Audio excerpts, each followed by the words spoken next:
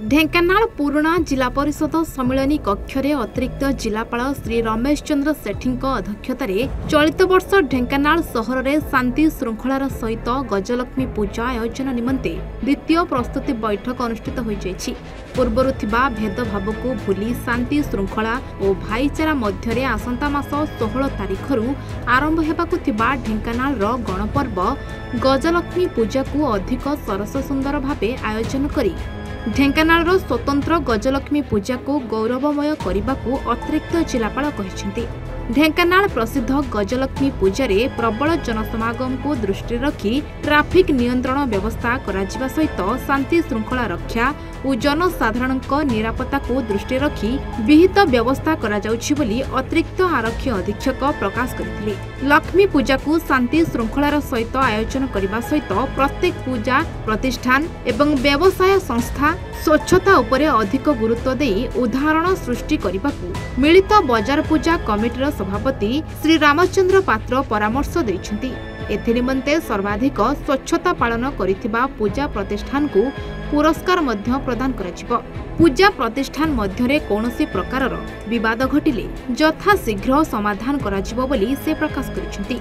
पूजा अवसर में गाड़ी पार्किंग पई कोनोसी व्यक्ति को बाध्य न करबा सहित पार्किंग पई 2 चकिया गाड़ी पई 20 टंका, ऑटो पई 30 टंका एवं कार आदि पार्किंग पई 50 टंका देय धार्य करा जायछि। धार्य देय ठारू अधिक केही आदाय न करबाको कहजायछि। कौनसी पूजा प्रतिष्ठान मध्यरे सीमा विवाद सृष्टि हेले तुरंत सीमा विवाद कमिटी माध्यम समाधान कराजिबो। पूजा समय सहर मध्य बस चलाचल कटकणा, जातीय राजपथ ट्रक, सहरर रास्ता मरामती, विद्युत संजोग व्यवस्था, पूजा प्रतिष्ठान द्वारा गाड़ी पार्किंग स्थान, दुकान बजार खोलिबा पई स्थान निर्धारण, स्ट्रीट लाइटर व्यवस्था आदि संपर्क में आलोचना होइतला।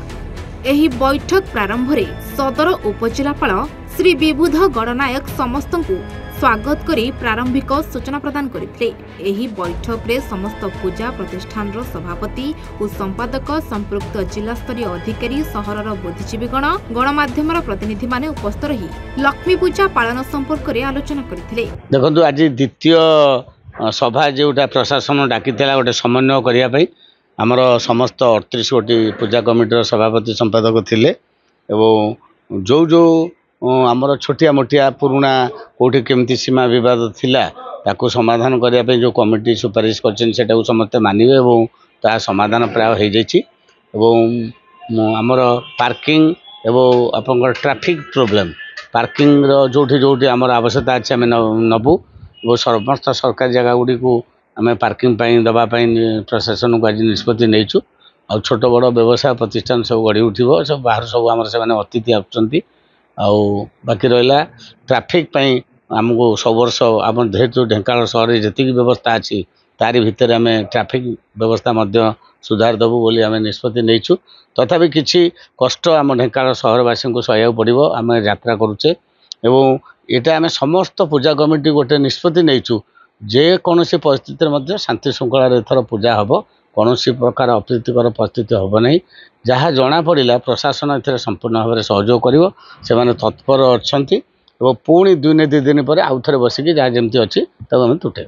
ढेंकानाल अक्षय नंद रिपोर्ट, A1 ओडिशा।